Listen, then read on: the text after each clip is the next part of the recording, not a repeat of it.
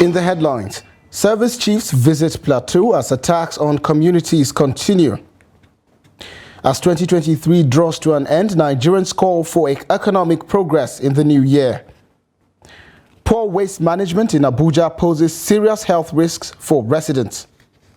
And finally, on the international scene, U.S. sinks Houthi boat used to attack merchant vessel in the Red Sea.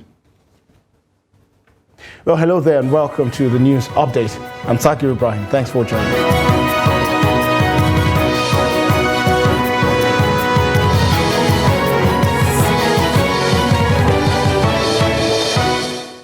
Thanks for joining us once again. The Minister of State for Defense, Bello Matawalle, along with the service chiefs, visited Plateau State shortly after a fresh attack by gunmen, which claimed the lives of a father and son in Durbi village, Jos East local government area. The delegation, including the Minister of Humanitarian Affairs and Poverty Alleviation, Betta Edu, arrived at the Yakubu Gowon Airport, Hepang, as the state grapples with insecurity and a humanitarian crisis. The service chiefs in attendance were Chief of Army Staff Lieutenant General Taurid Lagbaja, Chief of Naval Staff Vice Admiral Emmanuel Ogala, and Chief of Air Staff Air Marshal Hassan Abubakar. Their visit is aimed at assessing the security situation and expressing sympathy for the recent attacks. During their visit to one of the affected communities, the service chiefs vowed to put an end to the needless killings in the state. Also, 3 persons were killed in Durbi village of Shere district in Jos East local government area of Plateau State. Confirming the incident, Transition Committee Chairman for Jos East local government area, Marcus Yam, said the attackers invaded the village on Saturday night, killing the father and his son. The chairman said the efforts of the vigilantes in the community who engaged the assailants resulted in the death of one of the attackers while others fled the scene. The chairman added that personnel of the Joint Security Task Force of Operation Safe Haven also responded to the distress call from the community. When contacted, the spokesperson of Operation Safe Haven, a multi-security task force maintaining peace in the state, Captain Oya James, said the incident was a kidnapping attempt and not an attack by bandits. Captain Oya added that the incident was an abduction of one Luka Kaze, whose son was killed in the process, adding that troops of the operation have already arranged the community. And to forestall any incident during the New Year celebrations in Plateau State, the Bongwom Jos and chairman of the Jos Joint Traditional Council, Dad Jacob Gyang Buba, have cancelled the annual New Year Cultural Festival observed at the beginning of every year in the state. Also, the Emir of Wase and president of the Wase Traditional Council, Mohammed Sambo Haruna, has announced the postponement of the annual Fulani Cultural Festival, Nyalde Fulaku, scheduled for January 6, 2024. Gyang Buba, in a statement signed by Special Assistant Da Yakubu Maman Dang, said that the directive followed the recent killings in Bokos, Mangu and Barkin Ladi local government areas. On his part, Mohammed, in a statement signed by the Secretary of the Wase Emirate Council, Ibrahim Jallo, said that the postponement of the Fulani event, which was also meant to raise 5 million naira for the furnishing and equipping of the Emirates Information and Communication Center, was in reverence to the killing of more than 195 people in the Barkin Ladi, Bokos and Mangu local government areas. Police Command, in collaboration with military and local vigilantes, have rescued 24 victims of kidnappers within Adogo Axis in Ajakuta local government area of the state. The State Police Command's Public Relations Officer, PPRO SP William Aya, disclosed this late Saturday, saying that the victims were kidnapped on Friday. The police authorities said 21 victims, including 11 students and 3 teachers, were rescued unhurt, stressing that efforts is ongoing to arrest the fleeing members of the gang. The State Police Commissioner, CP Bertrand Onoha, commended the efforts of the team, assuring of continued onslaught against criminal elements in the state. The CP Onoha therefore enjoined the law-abiding citizens of the state to continue to collaborate with the police and other security agencies by volunteering a timely and credible information on the activities of criminal elements in the state. No, now today you see the person.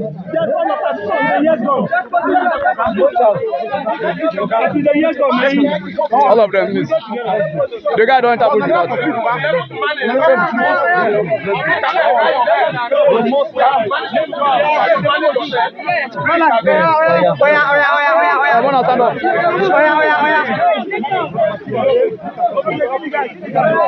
Look at them.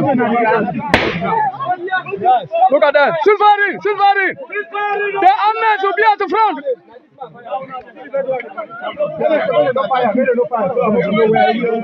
The amidst will be at the back. Borno State Governor Babagana Umara Zulum is calling for swift justice in the case of National Union of Road Transport Workers driver reportedly killed by a soldier along Gamboru International Road in Borno State. The governor's stance was conveyed by the secretary to the state government, Bukar Tijani, during a press conference at the government house in Maiduguri. He highlighted that the state government has initiated dialogue with the military leadership, launching a thorough investigation into the incident. Secondly, I want on behalf of His Excellency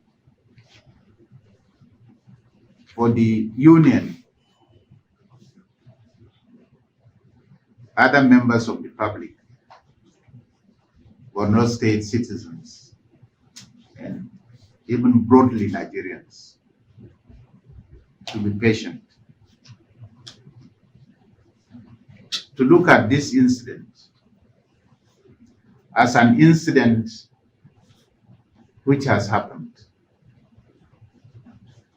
but at the same time is a condemnable incident. It is also an incident that must be avoided.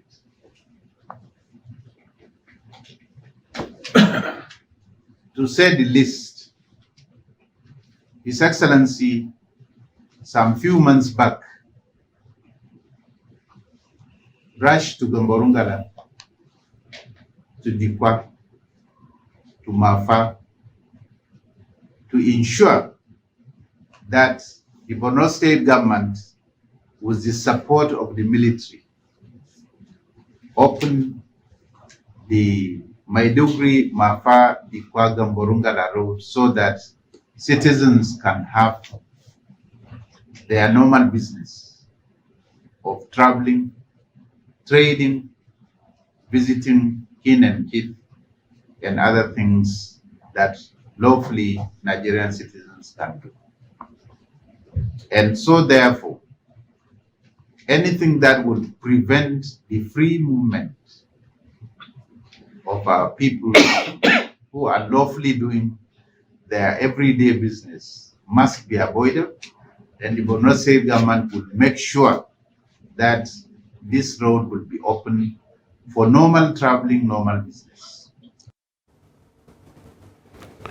The holiday season is traditionally a time for people to celebrate with loved ones, either at home or at recreation centers. However, there are some who spend the festive period working and trying to earn a living despite the extended Christmas and New Year holidays. Trust TV's Adamu Imam visited Gombe and Bauchi Motor Park for this report. During our visit to the park, passengers' numbers were not as high as expected. Stakeholders, including Hassan Sani, a member of the NURTW, and Ahmed Saleh, a driver, share insights with Trust TV, shed light on the challenges they face during the holiday season. The increase in the cost of living has really affected almost every aspect of life. During last year's Yuletide, passengers crowded here, but this year there is a significant reduction. This is because of the hike in the price of petroleum products. We drivers usually load from the park and collect money from passengers when we enter filling stations to buy fuel. But this time around, the money is not even enough to get fuel that will take you to your destination and back. Hence, we have to increase the fares. Passengers lamenting, we are also lamenting. That is where we are right now. Additionally, hawkers and food vendors in this category share their experiences amidst the high inflation rate of food items, especially during festive period or at the end of the year. Everything you see is a direct implication of the removal of fuel subsidy. People are suffering. A measure of rice is now 1,200. Before now, it was 700 naira and at most 800 naira. We don't know what will happen next because we realize that even the price of crude oil will increase in the market. The market is not encouraging at all. By this time last year, my food would have finished, but that is not the case this year. This is because of the hike in fuel price. Even drivers think twice before buying our food because they are thinking of saving their money. Passengers do patronize us. In fact, my meat usually finish before 3 o'clock. Despite the hardship, people buy suya at the motor park here. We are about 7 to 8 people selling suya here, and all of us are patronized. Passengers don't buy sugarcane now like they did before due to the prevailing economic situation in the country. Furthermore, they express concern over the current situation, attributing it to the lingering high cost of living resulting from the removal of fuel subsidy. The common man, they emphasize, is still feeling the economic heat. Adami Imam, Trust TV News, Gombe. As a countdown to the New Year celebration unfolds, Yenagoa residents in Bayelsa State Capital are expressing their expectations for the upcoming year 2024. While speaking to Trust TV's Friday, Bimoboy Peter, they highlight key concerns around the economy as they call on both the federal and state governments to address pressing issues affecting the livelihood of Nigerians. Here's this report.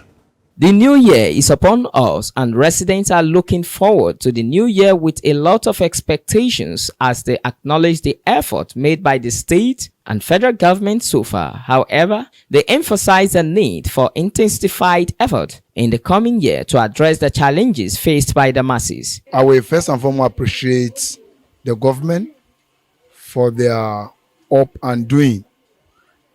Well, sometimes your expectation may not be 100% met, but what we have seen so far, we appreciate God for that, and we appreciate the government for the security we are enjoying, especially in Bayelsa here. We sleep with our 2 eyes closed, and especially we that we are not from Bayelsa, we enjoy going about our businesses. We go and come back in peace. And by next year, we expect the government to do more to make sure that they maintain the peace in the states. Like this fuel substitute that we are facing into is killing the economy.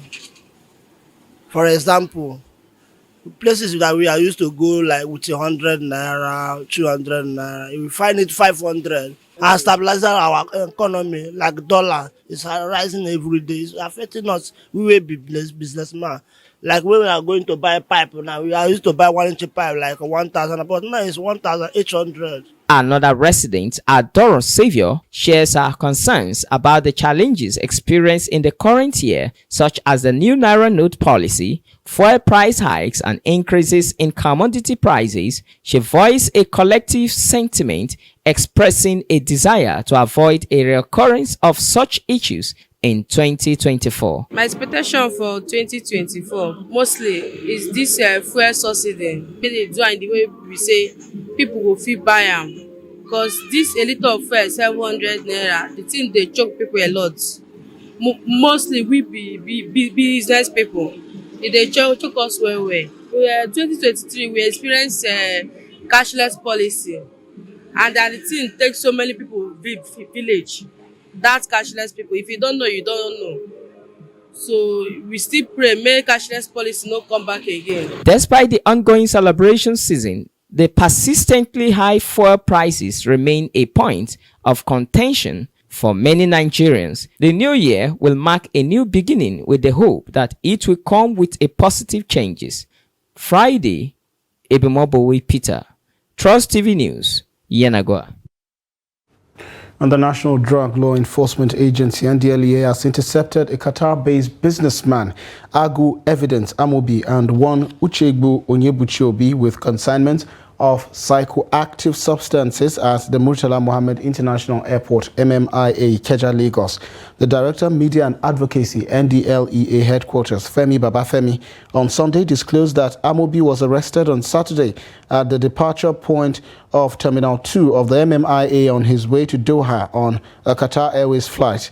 Obi was taken into custody the same day following the seizure of a consignment of around 72,000 pills of tramadol, 225 milligrams, which he attempted shipping to Kano on a local flight.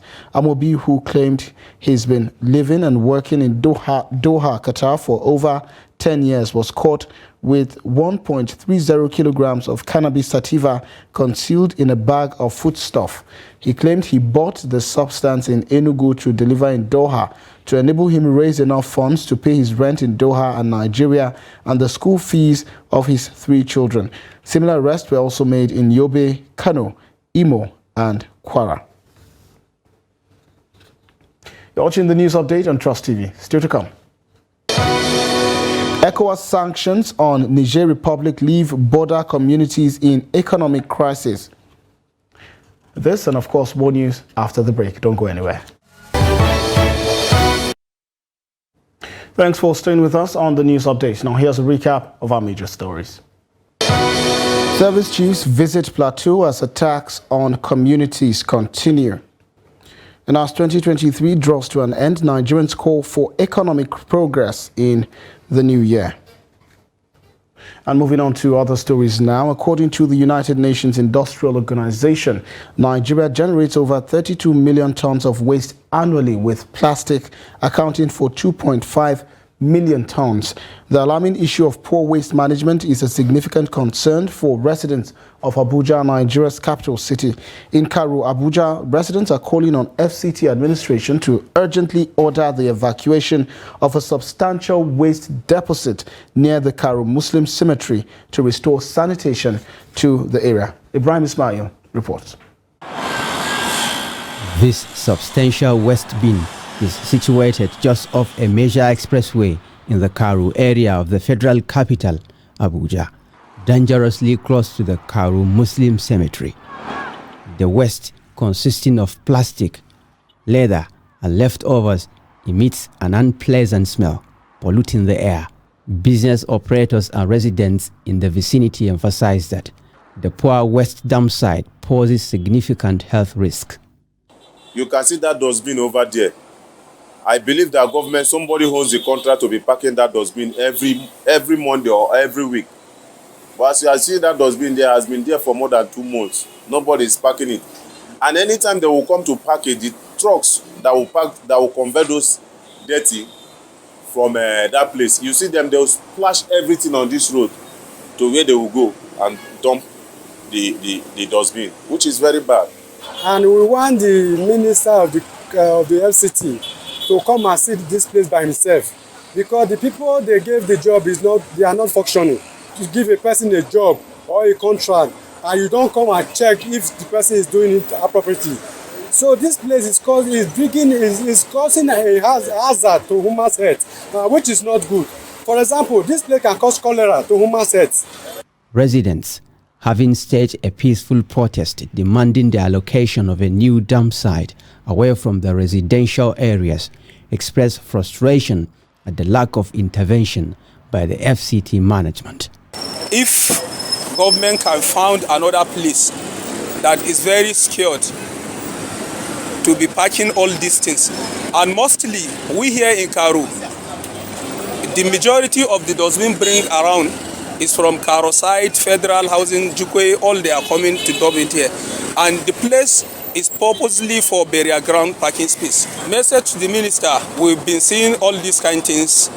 We hope that the work he did in the rivers will reflect here in FCT, but up to now, we have not seen anything on ground. Expert highlights that inadequate waste management can lead to the spread of diseases and contribute to environmental degradation. Our World in Data, a research organization, reports that less than 12% of waste generated in Nigeria is recycled, with approximately 80% ending up in landfills and unregulated dump sites.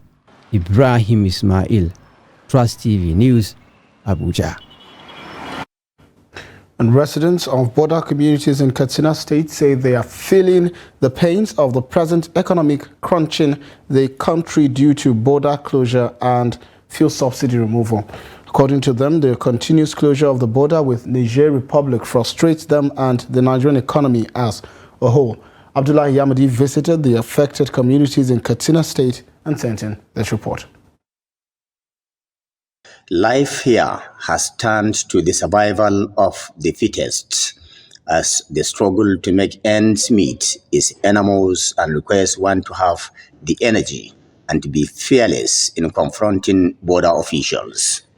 The residents accused the government of making policy decisions which contributed to the collapse of the socio-economic setting of the border communities. This is Brennan Kuka, a border control post in Mashi local government, where security men prevented Trust TV News crew from taking pictures, but residents protested, accusing officers of extortion. Since the border closure in August, citizens of the two countries have resorted to transporting goods and services with ox carts through illegal routes after paying huge amount of money to border security operatives. We're in a sorry state at the moment. We don't have anything due to this economic crisis occasioned by border closure. I am from Niger Republic, but before I cross in and out, I have to settle security men. The situation is unbearable.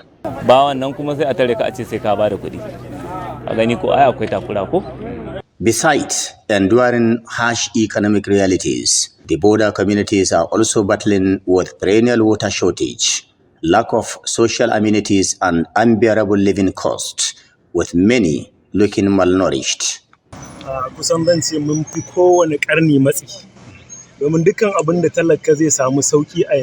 Everywhere within the border communities, we are suffering from multiple problems, socially, economically, etc. Sometimes we think whether we are really Nigerians because we are treated badly.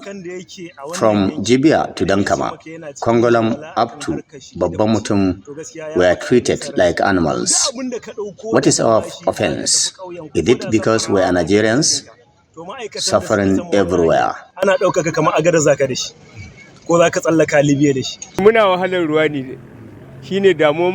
We want the government that sends security men to border communities to ensure effective supervision and monitoring of its officials. I don't want to comment on their conduct, but let there be justice and fairness. Residents of Niger Republic often cross into Nigerian villages with little amount of money to buy basic goods and go back to their country. Observers say the continuous land border closure has crushed the northern economy, subjecting many to untold hardship, leaving locals at the mercy of security operatives feeding fat from extortion. Abdullahi Yamadi, Trust Television News, Katsina. And away from Nigeria, U.S. Navy helicopters sank 3 small boats used by Iran-backed Houthi militants to attack a Maersk merchant vessel in the Red Sea, the U.S. Central Command, CENTCOM, said on Sunday. The Yemen-based Houthis have repeatedly targeted vessels in the vital Red Sea shipping lane with strikes they say are in support of Palestinians in Gaza. The Maersk Hangzhou container ship reported being struck by a missile while transiting to Bab al-Mandab Strait and was attacked by 4 Houthi ships attempting to board it. And that wraps up the news update at this hour. Do want to follow us across all of our social platforms and catch our live stream on YouTube for more news, programs, and documentaries. I'm Sagir Ibrahim. Thanks for watching.